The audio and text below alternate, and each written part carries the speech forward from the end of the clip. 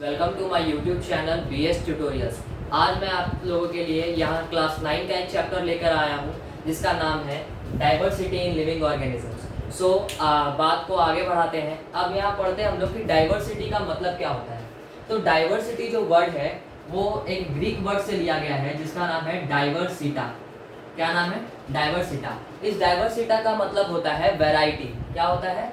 Variety. ये जो word है ये एक साइंटिस्ट पॉइंट किए थे जिनका नाम था वाल्टर जी रोजेन। ठीक है, तो यहाँ से ये पता चलता है कि हमारे अर्थ पे बहुत सारे तरह तरह के स्पीसीज के ऑर्गेनिजम्स पाए जाते हैं। ऐसा एक रिसर्च में कहा गया है कि हमारे अर्थ पे टोटल स्पीसीज की संख्या जो है वो 1.7 मिलियन टू 1.8 मिलियन। सोचिए स्टूडेंट्स, हमारे अर्थ पे टोटल स्पीसीज जो है वो मतलब जितने डिफरेंट स्पीसीज है वो 1.7 मिलियन टू 1.8 मिलियन है। मतलब एक स्पीसीज में भी बहुत लाखों करोड़ों ऑर्गेनिजम्स पाए जाते हैं। ठीक है, तो ये चीज हुआ स्टूडेंट्स। और अगर कि मैं अपनी इंडिया की बात करूं तो हमारे इंडिया में जो एनिमल की स्पीसीज पाई जाती है वो 65,000 है। 65,000 स्पीसीज हमारी एनिमल्स की पाई जाती है हमारे इंडिया में। और प्लांट्स की जो स्पीसीज पाई जाती है वो 45,000 पाई जाती है। तो हमारा इंडिया भी किसी से कम नहीं है। हमारे इंडिया में भी बहुत तरह तरह के ऑर्गेनिजम्स पाए जाते हैं। जैसा कि आप लोग देख सकते हैं हमारे इंडिया में एनिमल की जो स्पीसीज है वो 65,000 है और जो प्लांट्स की स्पीसीज है वो 45,000 है। तो डाइवर्सिटी क्या होता है स्टूडेंट्स? तो डाइवर्सिटी ये होता है कि there are huge variety of living organisms which are living on this earth like 1.7 million to 1.8 million, and they are different in their characters, in their habitat, in their nutrition and etc. ठीक है students, अब हम लोग बात करेंगे कि diversity मतलब ये जितने भी ह्यूज वैरायटी के ऑर्गेनिजम्स हैं इन सभी को इंडिविजुअली पढ़ना बहुत मुश्किल है। इसीलिए हम लोगों को एक सिस्टम की जरूरत पड़ती है, एक क्लासिफिकेशन सिस्टम की जरूरत पड़ती है। इस सिस्टम के अकॉर्डिंग हम लोग क्या करते हैं कि डिफरेंट ऑर्गेनिजम्स को, डिफरेंट स्पीसीज ऑफ ऑर्गेनिजम्स को उनके सिमिलर कैरेक्टर्स के हिसाब से क्लासिफाई कर दिया जाता है। क्लासिफिकेशन क्या होता है स्टूडेंट्स? डिफरेंट ऑर्गेनिजम्स को, डिफरेंट स्पीसीज के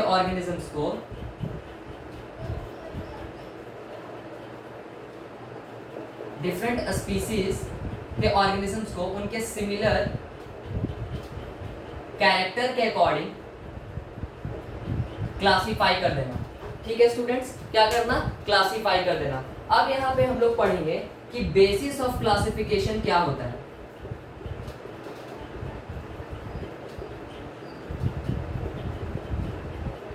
ठीक है, बेसिस ऑफ क्लासिफिकेशन मतलब डिफरेंट ऑर्गेनिजम्स को क्लासिफाई करने के लिए हम लोग के वर्ल्ड में एक ग्रुप है, एक ब्रांच है साइंस का जो क्या करता है ऑर्गेनिजम्स को उनके सिमिलर कैरेक्टर्स के हिसाब से क्लासिफाई करता है। उस ब्रांच का नाम है टैक्सोनॉमी। टैक्सोनॉमी क्या है? It is a branch of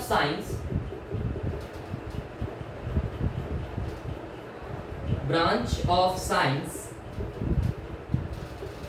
that deals with nomenclature, identification and classification of the organisms.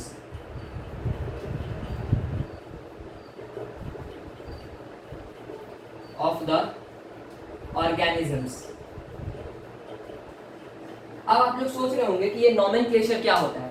जैसे कि हम लोग किसी फैमिली में मान लीजिए कोई बच्चा जन्म लिया तो उनके पेरेंट्स क्या करते हैं, उसके कैरेक्टर्स के अकॉर्डिंग उसका नाम देते हैं। वैसे ही नॉमेनक्लेचर में क्या करते हैं हम लोग कि डिफरेंट ऑर्गेनिजम्स को उनके कैरेक्टर्स के अकॉर्डिंग हम लोग उनका नाम देते हैं। क्या देते हैं? नाम देते हैं। आगे मैं इसी नॉमेनक्लेचर पे बात करूंगा। अभी देख लेते हैं कि आइडेंटिफिकेशन क्या होता है।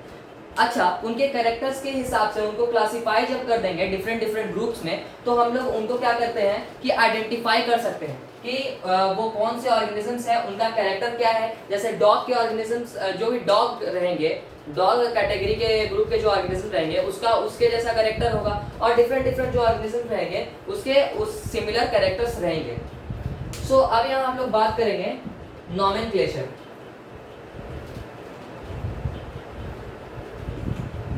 नॉमेनक्लेचर क्या है स्टूडेंट्स? तो नेमिंग सिस्टम है, ऑर्गेनिजम्स को नाम देने की एक सिस्टम है।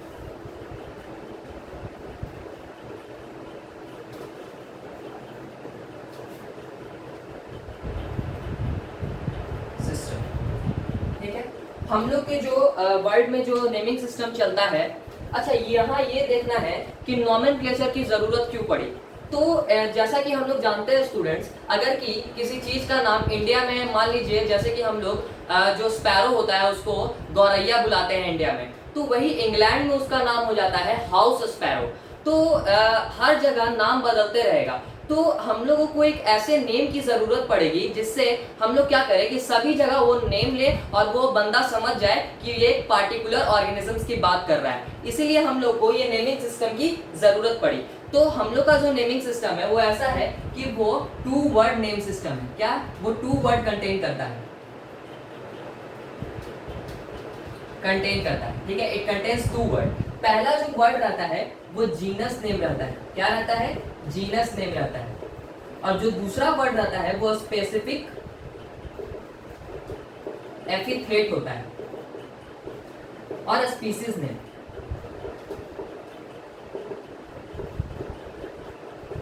जो जीनस नेम है वो कुछ इस तरह है, फैमिली के सर नेम की तरह है। जैसे कि मान लीजिए कोई अजीत अरोरा है, तो वो कौन से सर नेम से बिलोंग कर रहा है? उसका सर नेम क्या है?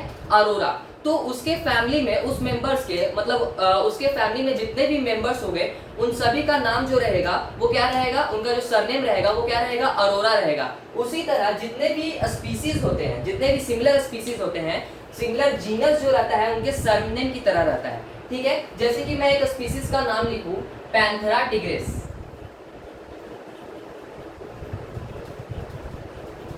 और वैसे ये किसका है? टाइगर का बायोलॉजिकल नेम है। और फिर लायन का नाम लिखूं, लायन के बायोलॉजिकल नाम लिखूं तो उसका नाम होता है पैंथेरा लियो। तो यहां हम लोग देख सकते हैं कि जैसे कि मैंने बताया कि जो जीनस नेम होता है वो फैमिली के सरनेम की तरह होता है। तो ये दोनों जो हैं वो एक जीनस के स्पीसीज हैं। कौन से फैमिली से बिलोंग करते हैं? कैट फैमिली से बिलोंग करते हैं, बिग कैट फैमिली से। तो इनका जीनस नेम सेम है, जैसे कि हम लोग में भी वही होता है। जो जीनस नेम रहता है, मतलब जो सरनेम रहता है वो सब में सेम रहता है ऑल फैमिली मेंबर्स के लिए, ठीक है। तो यही चीज है स्टूडेंट। और सेकंड जो इसका रूल है, थर्ड जो रूल है वो ये है कि जो जीनस नेम रहेगा, जो जीनस नेम रहेगा ऑर्गेनिजम्स का, वो हमेशा कैपिटल लेटर से स्टार्ट होगा। जो जीनस नेम रहेगा वो हमेशा कैपिटल लेटर से स्टार्ट होगा। और जो स्पीसीज नेम या स्पेसिफिक एपिथेट होगा वो हमेशा लोअर केस में रहेगा, ठीक है। जैसे कि हम लोग देख रहे हैं यहाँ पैंथेरा जीनस नेम है, टाइगर का जीनस नेम है, तो ये जो रहेगा वो हमेशा कैपिटल लेटर से स्टार्ट होगा। और जो स्पीसीज नेम रहेगा वो हमेशा स्मॉल लेटर या स्मॉल केस से स्टार्ट होगा, ठीक है। और इसका चौथा रूल ये है कि अगर कि आप इन ऑर्गेनिजम्स के बायोलॉजिकल नेम को हाथों से लिख रहे हैं, क्या है वो? अगर कि जो नाम लिख रहे हैं वो हैंड रिटेन है, तो वो दैट मस्ट बी अंडरलाइन। और अगर कि जो नाम लिखा गया है वो कंप्यूटर पे टाइप्ड है, क्या है? कंप्यूटर पे टाइप्ड है, तो that must be in italics. Italics एक लिखने की कला होती है जिसमें ऑर्गेनिजम्स के नाम को थोड़ा टेढ़ा करके लिखा जाता है। अगर कि ये पैंथेरा में टाइप करके लिखूं तो वो इटैलिक्स में कुछ इस तरह से होगा, पैंथेरा टिग्रिस, ठीक है। इस तरह से कुछ होगा, थोड़ा सा टेढ़ा टेढ़ा वर्ड रहेगा, ठीक है। तो ये चौथा रूल तक मैंने बता दिया। अब इसका पांचवा रूल ये है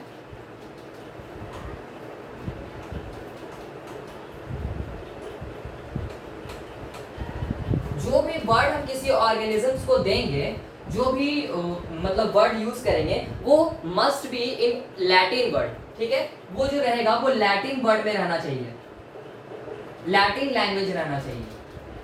अब आप लोगों के मन में ये क्वेश्चन आ रहा होगा कि वो लैटिन में क्यों रहना चाहिए। लैटिन मतलब क्या, डेड लैंग्वेज, ठीक है। तो अगर कि कोई वर्ड जो है वो डेड है, क्या है, डेड है, बहुत पहले यूज किया जाता था, ठीक है, तो उसका आगे जो उसमें चेंजिंग नहीं हो सकती है, वो हमेशा फिक्स रहेगा। तो जैसे कि मैंने एक बात बताई थी कि हम लोग को ऐसे नाम की जरूरत पड़ेगी ऑर्गेनिजम्स को क्लासिफाई करने के लिए जिससे कहीं भी ऑल ओवर द वर्ल्ड हम कहीं भी चले जाएं उसको सेम नाम से सेम किसी पार्टिकुलर ऑर्गेनिजम्स को हम लोग पुकार सकते हैं। तो उसके लिए लैटिन लैंग्वेज जो था वो बहुत फायदेमंद रहा। इससे क्या हुआ कि किसी भी पार्टिकुलर ऑर्गेनिजम्स को जो नाम दिया गया वो सभी जगह सेम रहा, इसीलिए कैसा लैटिन वर्ड या लैटिन लैंग्वेज यूज किया गया। तो यही कुछ रूल्स थे हमारे बाइनोमियल नोमेनक्लेचर के, ठीक है। बाइनोमियल नोमेनक्लेचर अगर आप लोगों से कोई पूछे कि किसने दिया, तो बाइनोमियल नोमेनक्लेचर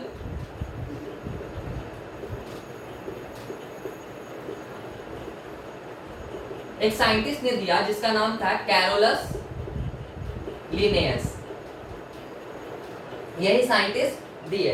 अब आगे हम लोग बात करेंगे कि ऑर्गेनिजम्स को, जैसे कि बात की है कि टैक्सोनॉमी क्या होता है, ऑर्गेनिजम्स को कैसे आइडेंटिफाई करें, क्लासिफाई करें, ठीक है। टैक्सोनॉमी की बात हम लोग अब करेंगे। टैक्सोनॉमी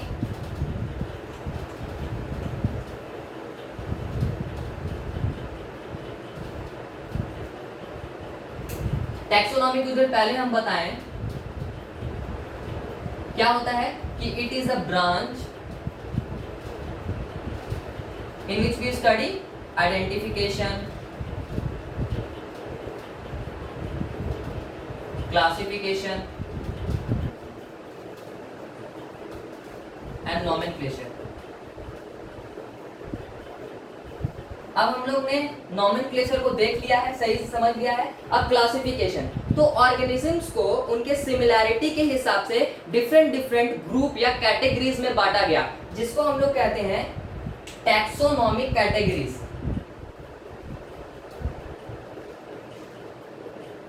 कैटेगरीज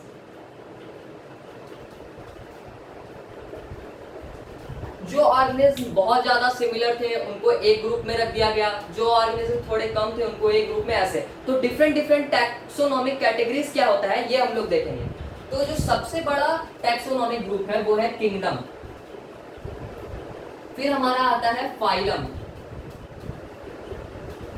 फिर आता है हम लोगों का क्लास, फिर आता है ऑर्डर, फिर आती है फैमिली, फिर आता है जीनस, देन हमारा आता है स्पीसीज, ठीक है। अभी मैं आप लोगों को बताऊंगा कि ये स्पीसीज क्या है, जीनस क्या है, फैमिली क्या होती है, ऑर्डर क्या होती है, क्लास क्या होती है, फाइलम क्या होती है और किंगडम क्या होती है।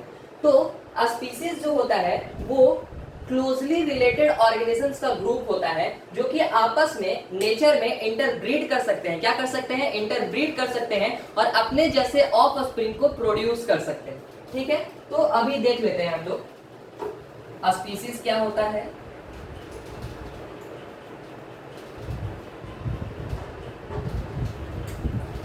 स्पीसीज, तो these are the groups of closely related organisms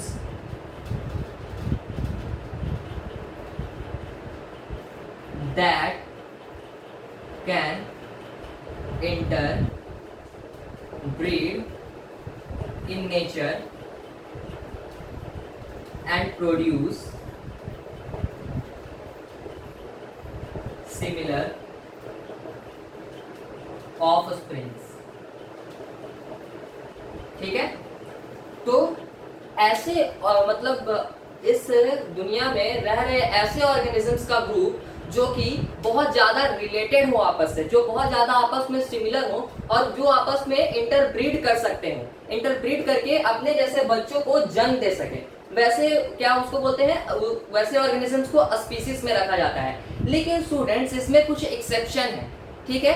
कुछ ऐसे ऑर्गेनिजम्स भी होते हैं जो आपस में इंटरब्रीड करके डिफरेंट स्पीसीज, क्या बोल रहे हैं, these are closely related group of closely related organism that can interbreed in nature, वो आपस में इंटरब्रीड कर सकते हैं। तो वो सिमिलर, जो भी इंटरब्रीडिंग होगा वो सिमिलर स्पीसीज में होगा, हमेशा कैसे स्पीसीज में होगा, सिमिलर स्पीसीज में होगा। लेकिन एक एक्सेप्शन ऐसा है जिसमें डिफरेंट स्पीसीज के ऑर्गेनिजम्स आपस में इंटरब्रीड करके न्यू ऑफस्प्रिंग का मतलब प्रोडक्शन करते हैं और जो कि वो फर्टाइल होता है। तो ये एक एक्सेप्शन हो गया। हम लोगों ने स्पीसीज के लॉ से क्या पढ़ा कि वो सिमिलर ग्रुप के होना चाहिए, सिमिलर स्पीसीज के होने चाहिए, लेकिन डिफरेंट स्पीसीज के भी कुछ ऐसे नेचर में ऑर्गेनिजम्स हैं जो कि आपस में इंटरब्रीड कर सकते हैं और ऑफस्प्रिंग प्रोड्यूस कर सकते हैं। पहला वो जो एक्सेप्शन है वो है म्यूल। म्यूल क्या होता है, म्यूल हम लोग हिंदी में म्यूल को बोलते हैं खच्चर, ठीक है। इसमें क्या होता है कि मेल डोंकी एक फीमेल, मान लीजिए ऐसा बना देते हैं, फीमेल हॉर्स के साथ इंटरब्रीड करता है और ऑफ स्प्रिंग प्रोड्यूस करता है। इसका नाम क्या है, म्यूल, ठीक है। तो यहां हम लोग देखें कि जो डोंकी और जो हॉर्स है वो डिफरेंट स्पीसीज के ऑर्गेनिजम्स है, लेकिन वो आपस में इंटरब्रीड कर रहे हैं और ऑफ स्प्रिंग प्रोड्यूस कर रहे हैं, जो कि इस लॉ के बिल्कुल अपोजिट है। तो ये एक एक्सेप्शन हो गया स्टूडेंट्स, ठीक है। और एक और बहुत इंपॉर्टेंट बात, ये जो म्यूल होता है वो क्या होता है, ये स्टेराइल होता है। मतलब स्टेराइल मतलब क्या, ये फर्दर अब मतलब एक म्यूल दूसरे म्यूल के साथ इंटरब्रीडिंग नहीं कर सकता है, ठीक है। वो स्टेराइल हो जाता है, जिसको हम लोग हिंदी में बांझ कह सकते हैं, ठीक है। इसका मतलब वो आपस में अब इंटरब्रीड करके ऑफ स्प्रिंग प्रोड्यूस नहीं कर सकते। एक और जो हमारा एक्सेप्शन है वो हिनाई है या हिनी। यहाँ पे क्या होता है, जस्ट इसका अपोजिट होता है। यहाँ मेल डोंकी फीमेल हॉर्स के साथ रिप्रोड्यूस करता है, लेकिन हिनाई में क्या होता है कि मेल हॉर्स का ब्रीडिंग किसके साथ होता है, फीमेल डोंकी के साथ। और जो हिनाई होता है ये भी जो नेचर में जो होता है वो स्टेराइल होता है।